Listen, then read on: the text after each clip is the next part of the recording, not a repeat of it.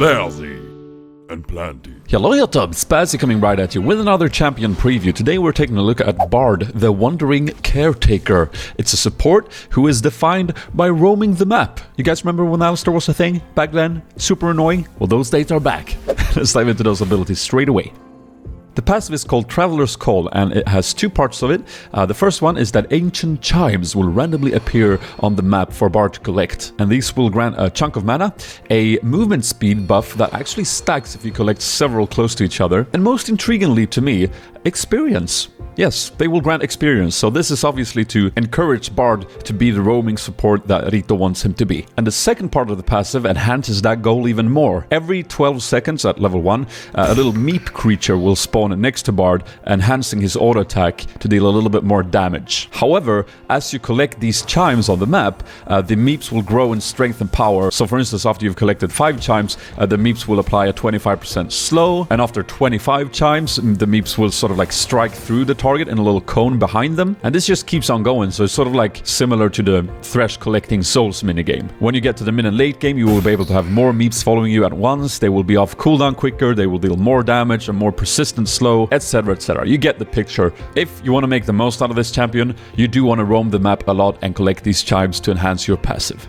So, the Q is called Cosmic Binding, and it's very similar to the feel of the Lux Binding in my opinion, because up to 2 targets will be affected by this. You fire out a bolt of energy, and the first target that it strikes will be slowed, and if you hit a second target with it, both of the targets will be stunned. It doesn't have to be 2 champions, it could be a champion and a minion, and most intriguingly, it can be a champion and any wall on the map. And this, in theory, I'm thinking gives BARD a pretty enhanced ganking tool. I mean, if you roam up to the top lane, the enemy sort of usually tries to hide in the brushes and make their way back to the turret, and that's just going to make for an easy Q against the wall, stunning them up and hopefully securing a kill.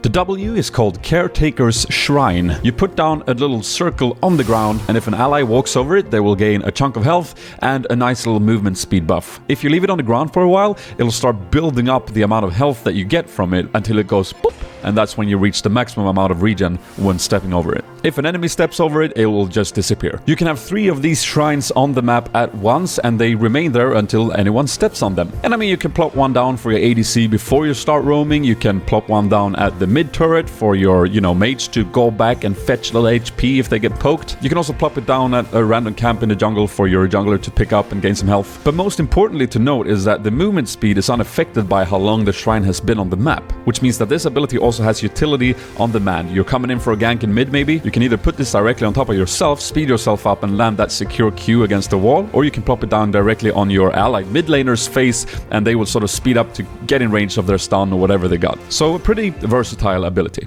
I like it.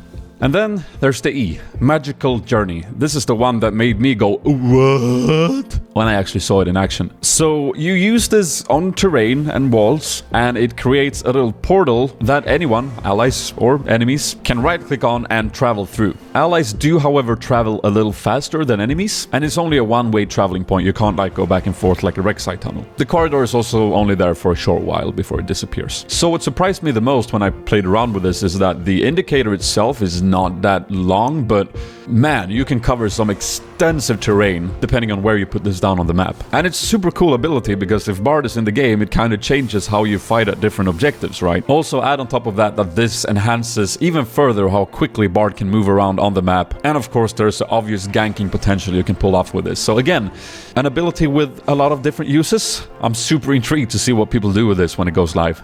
And then there is the ultimate called Tempered Fate, or as we all probably will call it, an AoE Zhonya's. So you poop out a little golden blob that flies across a quite big distance if you wanted to. And whatever gets hit, be it champions, minions, monsters, turret, baron, will be put in Zhonya mode, meaning they cannot move, they cannot do anything for 2.5 seconds, but they can't take damage either. And like all the other abilities almost, this too has a lot of different potential uses, right? If you're diving a mid laner that you know doesn't have any utility to get out, you might want to put this down on the turret to just neglect that damage and make the dive extra safe. If you're moving in with your jungler for a gank somewhere, you might want to throw this out early to keep the laner in place until you arrive with your E and pull off a successful gank. And then there's the obvious objective delay. I mean, say an enemy team is doing dragon, you can just throw out the ultimate and neglect the damage going on for 2.5 seconds seconds, maybe buying your jungler enough time to get there and steal it from them. And of course you can save people. I mean, as a Zhonya's, let's say a Ziggs bomb is coming in, you can just boop, totally neglect that entire nuke. So